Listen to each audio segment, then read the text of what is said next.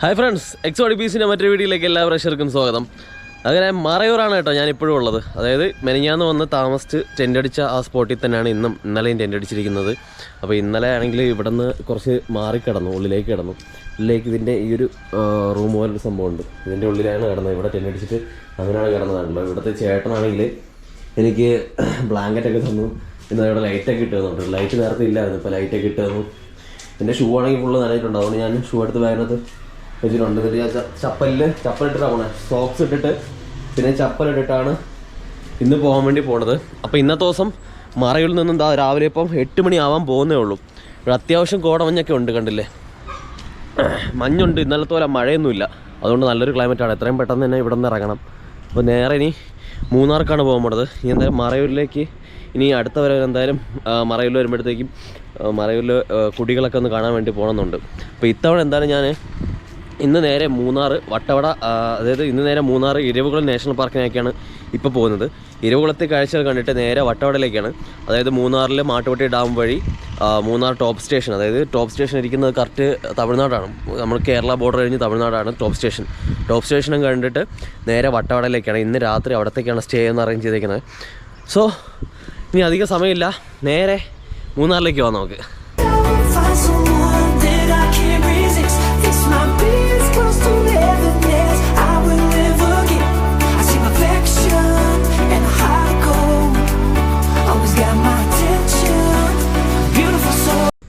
നേരെ മൂന്നാർക്കിടാ.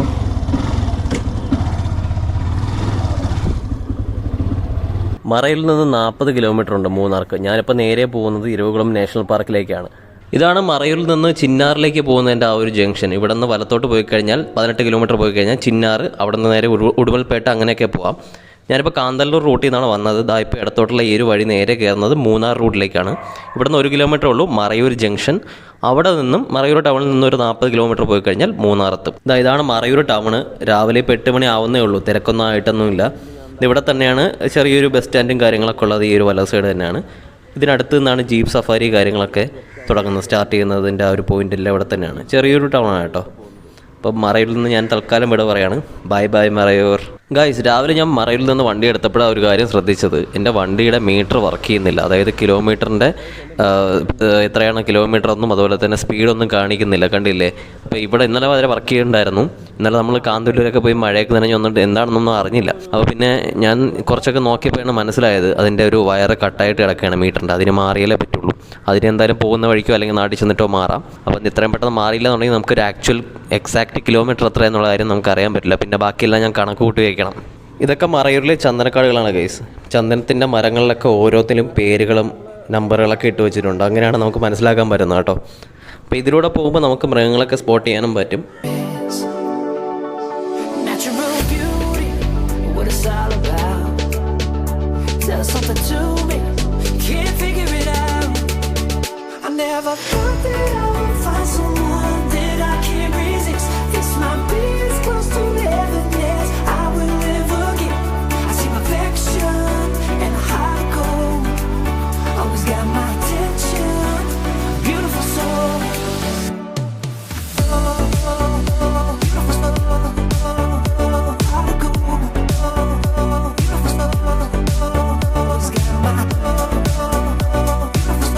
പറ്റുമോ നോക്കാനോ. കണ്ടില്ലേ ഗൈസ്, കാട്ടുപോത്ത് കണ്ടില്ലേ, 2 എണ്ണം. ഇന്നലെ വൈകുന്നേരം മാനാണ് കണ്ടെന്നുണ്ടെങ്കിൽ ഇപ്പോൾ കാട്ടുപോത്ത് ചെറുതാണ്, ഒരുപാട് വരുന്നില്ല. അപ്പുറത്ത് വരണം കിട്ടും, കണ്ടില്ലേ. ഇതൊക്കെ ഇങ്ങനെയുള്ള സ്ഥലങ്ങളിലൊക്കെ ഒരുപാട് നമ്മൾ നോർമലി കാണുന്ന കാഴ്ചകളാണ്.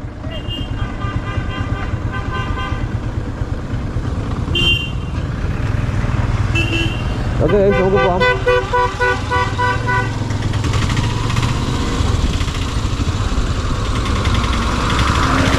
മലയുടെ മേളിൽ നിന്ന് വെള്ളം വരുന്നുണ്ടല്ലേ, അവിടെ നിന്ന് കണ്ടില്ലേ, വെള്ളച്ചാട്ടോ. കാഴ്ച അടിച്ചിരുന്നു. ആ മലയില്ലേ, ആ മലയുടെ മേളിൽ കണ്ടില്ലേ, ഞാൻ കൈ ചൂണ്ടുന്ന അവിടെ കുറേ കാട്ടുപോത്ത് നിൽക്കുന്നുണ്ട്. കാണാൻ പറ്റുന്നുണ്ട് ഈ ചെരുവിൽ. കാട്ടുപോത്ത്, അതെ അതെ അതെ, അവിടെ കണ്ടില്ലേ ആ ഏരിയയിൽ ഫുള്ള് കാട്ടുപോത്താണ്. 3, 5, 6 എണ്ണം നിൽക്കുന്നുണ്ട്. ഫ്രണ്ട്സ്, ഞാനിപ്പോൾ ലക്കം വാട്ടർഫോൾസ് എത്തിയിട്ടുണ്ട്. മറയൂരിൽ നിന്ന് 12 കിലോമീറ്ററാണ് ഇവിടേക്കുള്ള ദൂരം. ഇനി അങ്ങോട്ടാണ് ഗൈസ് മൂന്നാറിലേക്കുള്ള കോടമഞ്ഞിൻ്റെ കാഴ്ചകളൊക്കെ തുടങ്ങാൻ വേണ്ടി പോകുന്നത്. ആ കാഴ്ചകളൊക്കെ ലൈഫിൽ ഒരു തവണയെങ്കിലും ഒന്ന് കണ്ട് ആസ്വദിക്കണം. ഇതാ കണ്ടോ.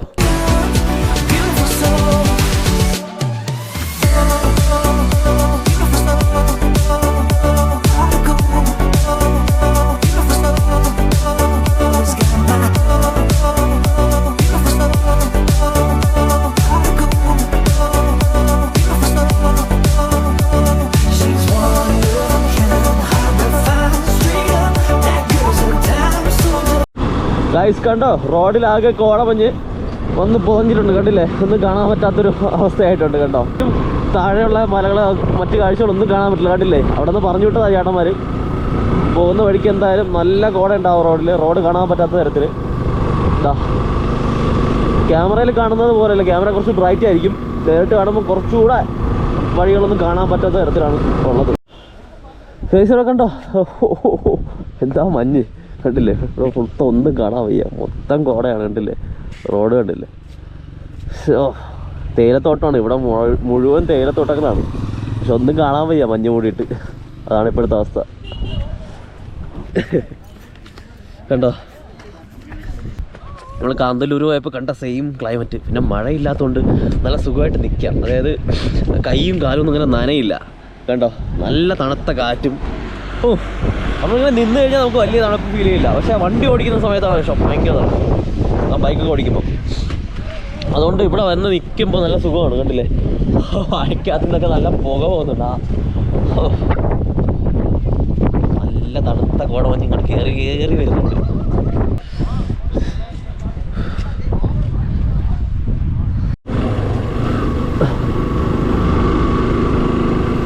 എനിക്കാണെങ്കിൽ ഒന്നും കാണാൻ പറ്റുന്നില്ല ഗൈസ്. കണ്ടോ, മഞ്ഞ് കണ്ടോ, കോട കണ്ടോ, മൂന്നാറ് കണ്ടോ.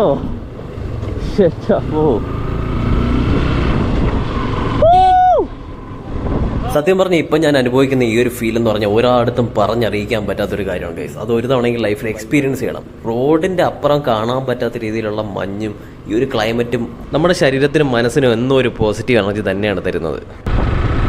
റോഡൊന്നും കാണാൻ വയ്യ, റോഡ് അടിപൊളി. റോഡ് കാണാൻ വയ്യാത്തോണ്ട് ഞാൻ നിർത്തിയതാ ഗൈസ്. റോഡൊന്നും കാണാൻ വയ്യ, ഞാൻ ജസ്റ്റ് ഒന്ന് കാണിച്ചു തരാം. ഇതാണ് എൻ്റെ മുന്നിലുള്ള വ്യൂ.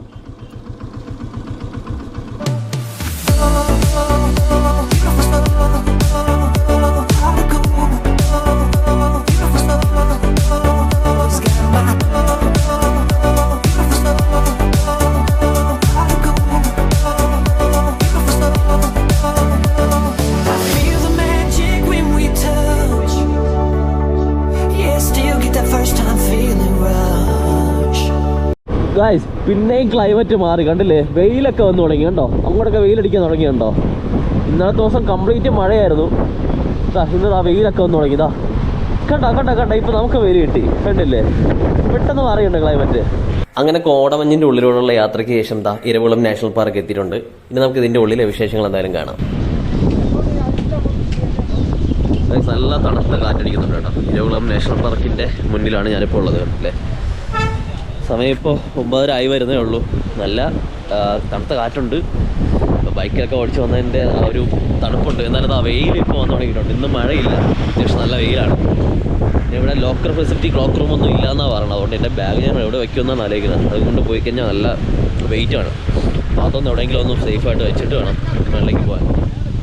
നാഷണൽ പാർക്കിൻ്റെ ഉള്ളിൽ ടിക്കറ്റ് എടുക്കാനുള്ള തിരക്കാട്ടോ. കണ്ടില്ലേ, ഈ മെഷീൻ വഴി നമുക്ക് ഇങ്ങനെ ആണെന്നുണ്ടെങ്കിൽ ടിക്കറ്റ് എടുക്കാം. UPI ഇവിടെ വൈഫൈ കണക്ഷനൊക്കെ ഉണ്ട്, വൈഫൈ എനേബിൾഡ് ആണ്.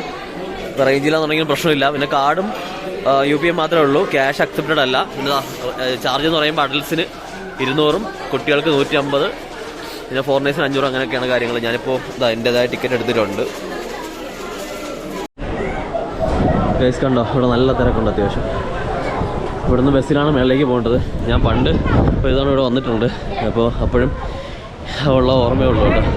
കൊള്ളാം, ഇത്ര ആൾക്കാർ വെയിറ്റിംഗ് ആണ് കേട്ടോ. നല്ല ക്യൂ ഉണ്ട്. ഇപ്പോൾ രാവിലെ എത്തിയോണ്ട് അധികം തിരക്കില്ല. ഇനി കുറച്ച് കഴിയുമ്പോഴത്തേക്ക് തിരക്ക് വന്ന് തുടങ്ങും. അതിൽ എത്ര ആൾക്കാരുടെ ക്യൂ ഉണ്ട്. ഇപ്പോൾ ക്യൂ കൂടിയിട്ടേ ഉള്ളൂ. ഒരു തവണ 30 പേരാണ് കേട്ടോ ഒരു ബസ്സിൽ ഇതുവരെ കൊണ്ടുപോകുന്നത്. അടുത്തെന്തായാലും നമുക്ക് പോകാൻ പറ്റും. അതിനുവേണ്ടി വെയിറ്റിംഗ് ആണ് കേട്ടോ. ഞാനിവിടെ ഫ്രണ്ടിൽ തന്നെ സീറ്റ് പിടിച്ചു ഗൈസ്. അപ്പോൾ നമുക്ക് നല്ല വിഷ്വൽസ് ഒക്കെ ഷൂട്ട് ചെയ്യാമല്ലോ. ചേട്ടൻ വരുന്നതാ ഇവിടുത്തെ മലയാളിന്നല്ലേ? ആ ഓക്കെ.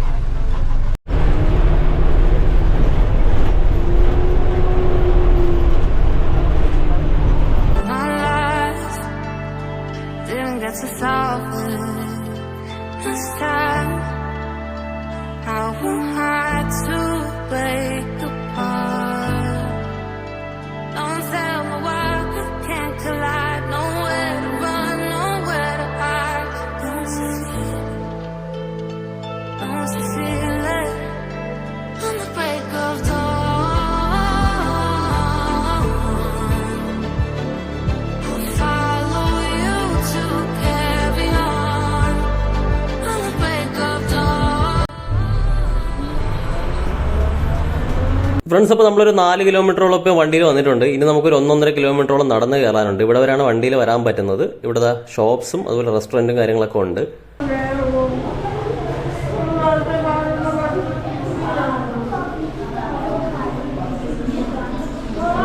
ഇവിടെ മൊത്തം ഇരുപത് നാഷണൽ പാർക്കിൻ്റെ സ്റ്റോറിയും ചരിത്രവും കാര്യങ്ങളൊക്കെയാണ്. ഫോട്ടോസും നറേഷൻസും കാര്യങ്ങളൊക്കെയാണ് ഇവിടെ ഉള്ളത് കേട്ടോ.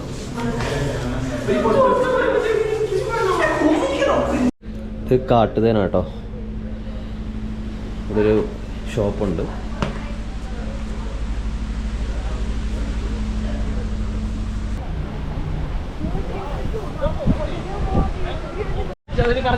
ഗൈസ്, ഇരുപകുളം നാഷണൽ പാർക്കിൻ്റെ ടോപ്പിലാണ്.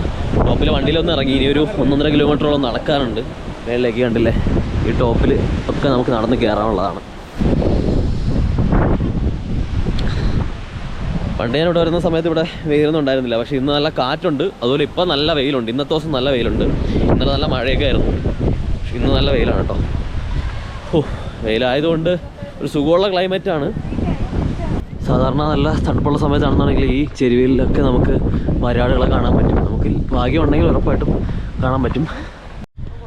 ഗൈസ്, പണ്ട് ഞാൻ വരുന്ന സമയത്തൊക്കെ ഇവിടെ ഫുള്ള് വരാടുകളായിരുന്നു. പിന്നെ റോഡിലോട്ട് ഇറങ്ങി വന്നിട്ടുണ്ട്. അപ്പോൾ അങ്ങനെയൊക്കെ നമുക്ക് വരാടുകളെ തൊടാനുള്ള ഇതൊക്കെ എനിക്ക് പറ്റി പണ്ട്. പക്ഷെ ഇപ്പം കണ്ടില്ല, ഒരു വരാടിനും കാണാനില്ല. നല്ല വെയിലായതുകൊണ്ടായിരിക്കണം.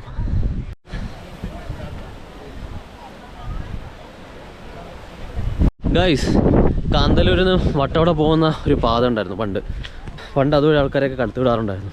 കാട്ടുവഴിയാണ്. ട്രക്കിങ്ങിനൊക്കെ ആൾക്കാരെ പോകുന്നതായിരുന്നു. ഇടയ്ക്ക് വെച്ചിട്ട് ആൾക്കാർ കാട്ടിനകത്ത് പോയിട്ട് അവിടുത്തെ വേസ്റ്റൊക്കെ അവിടെ ഉപേക്ഷിച്ചിട്ടൊക്കെ വന്നു. അതായത് ബിയർ ബോട്ടിലൊക്കെ അവിടെ പൊട്ടിച്ചിട്ട് അതൊരു കാട്ടുപോത്തിൻ്റെ കാലിൽ കയറി പഴുത്തിട്ട് അത് മരിച്ചു കഴിഞ്ഞപ്പോഴാണ് ഫോറസ്റ്റുകാർ അറിയുന്നത്. അങ്ങനെ പോസ്റ്റ്മോർട്ടം ചെയ്ത് നോക്കുന്ന സമയത്താണ് കാലിൽ ബിയർ ബോട്ടിൽ കയറിയിട്ടാണ് ആ കാട്ടുപോത്ത് മരണപ്പെട്ടത്. അതിനുശേഷമാണ് മൃഗങ്ങൾക്ക് ശല്യം ഉണ്ടാക്കുന്ന രീതിയിലുള്ള ഈ ഒരു നടപ്പാതയിൽ കൂടുതൽ ആൾക്കാരുടെ മനുഷ്യരുടെ ആ ഒരു പെർമിറ്റ് എന്തായാലും ക്യാൻസൽ ചെയ്ത്. അതുകൊണ്ട് അങ്ങനെയാണ് ആ ഒരു ഫോറസ്റ്റ് റൂട്ട് എന്തായാലും അടച്ചിട്ടേക്കുന്നത്. Plastic free zone. എനിക്കും അത് തന്നെ ഗൈസ് പറയാനുള്ളത്. പ്ലാസ്റ്റിക് ഉപയോഗിച്ചോളൂ, പക്ഷേ ഉപേക്ഷിക്കുമ്പോൾ ഇങ്ങനെ പരിസ്ഥിതിക്ക് ദോഷമാവുന്ന രീതിയിൽ വലിച്ചെറിയാതിരിക്കുക. പ്രോപ്പറായിട്ട് ഡിസ്പോസ് ചെയ്യുക. ഓക്കെ, അത്യാവശ്യം നല്ല ആൾക്കാരൊക്കെ വന്നിട്ടുണ്ട് കേട്ടോ. രാവിലെ ആയിട്ട് തന്നെ ഇത്രയും തിരക്കുണ്ട്.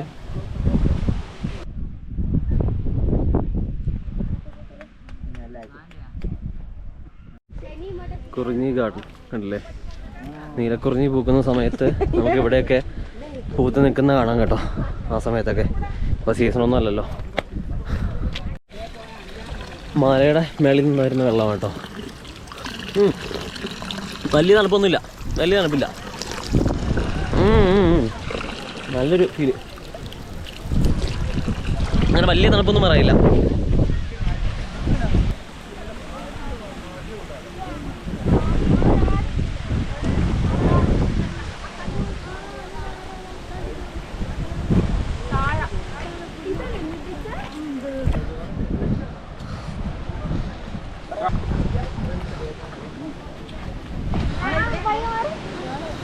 എനിക്കിപ്പോഴും ഓർമ്മയുണ്ട് ഗൈസ്, കഴിഞ്ഞ തവണ അതായത് 2018 ഞാൻ ഇരുകുളത്ത് വന്നപ്പോൾ മഞ്ഞിങ്ങനെ പെയ്തുകൊണ്ടിരിക്കുകയായിരുന്നു.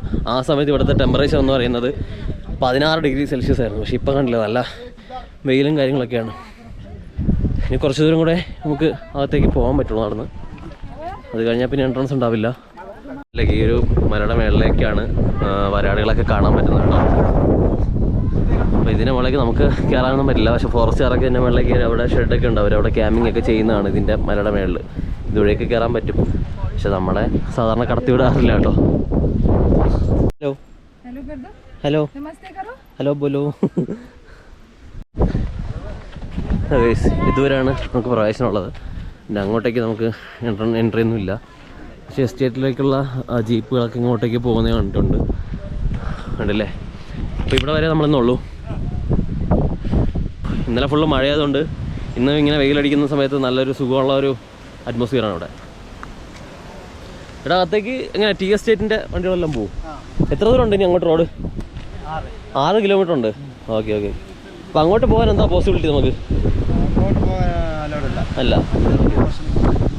ഈ ഇരവികുളം നാഷണൽ പാർക്കിൻ്റെ ടോപ്പ് ഇരിക്കുന്ന സ്ഥലം എന്ന് പറയുന്നത് രാജമല എന്നാണ് കേട്ടോ പേര്. കണ്ടില്ലേ, ഇവിടുത്തെ വ്യൂ ഉണ്ടോ ഞങ്ങൾ?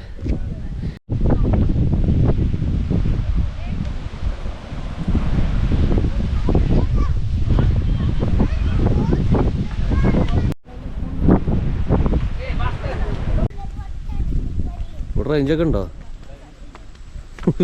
ഏത് സിമ്മ്? കുഴപ്പമില്ല, നടക്കട്ടെ.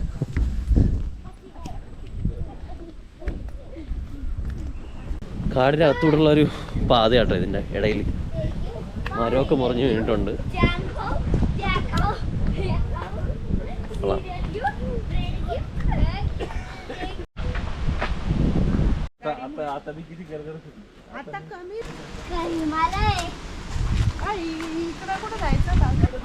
ഷോല വാക്ക്. നമ്മളതാ തിരിച്ച് താഴേക്ക് ഇറങ്ങാൻ വേണ്ടി പോവാണ് ഗൈസ്. കാരണം ഇവിടെ എന്തായാലും മൃഗങ്ങളൊന്നും നമുക്ക് കാണാൻ പറ്റിയിട്ടില്ല. അപ്പോൾ പിന്നെ ഇനി ഇവിടെ കുറേ നിന്നിട്ടും കാര്യമില്ല, നല്ല വെയിലും ഉണ്ട്. മഞ്ഞൊക്കെയാണെങ്കിൽ നമുക്ക് മഞ്ഞത്തൊക്കെ ഒന്ന് ഫോട്ടോ എടുക്കാം. ഞാൻ ഓൾറെഡി മഞ്ഞിലൊക്കെ നനഞ്ഞ് കുളിച്ച് ഫോട്ടോ ഒക്കെ എടുത്ത് കഴിഞ്ഞ 2 ദിവസം കൊണ്ട് ഇന്ന് രാവിലെ നിങ്ങൾ കണ്ടാണ് പറഞ്ഞ വഴിക്ക്. പക്ഷേ ഇത് കൊള്ളാം, വെയിലും ഇടയ്ക്കിടയ്ക്ക് വേണമല്ലോ. ഇതൊരു എക്സ്പീരിയൻസ് ആണ്. ഇവിടെ ഒരു താഹിർ ഷോപ്പ് ഉണ്ട്, പിന്നെ സ്റ്റോറി ഓഫ് ദ പാർക്ക് എന്നിട്ടൊരു സംഭവമുണ്ട്. പിന്നെ അപ്പുറത്തെ റെസ്റ്റോറൻറ്റും ടോയ്ലറ്റും ഒക്കെ കാര്യങ്ങളൊക്കെ അപ്പുറത്തേനുണ്ട്. ആണ്ടില്ലേ, കോഫി ഷോപ്പ് എല്ലാം ഉണ്ട്. ഇപ്പോൾ അത്യാവശ്യം ആൾക്കാരൊക്കെ വന്നു തുടങ്ങിയിട്ടുണ്ട് കേട്ടോ, നല്ല തിരക്കായിട്ട് തുടങ്ങിയിട്ടുണ്ട് ഇപ്പോൾ. നിർഭാഗ്യവശാൽ നമുക്ക് മൃഗങ്ങളൊന്നും കാണാൻ പറ്റില്ല. ഞാൻ എന്തായാലും ഇവിടെ നേരെ തിരിക്കുകയാണ് ഗൈസ്.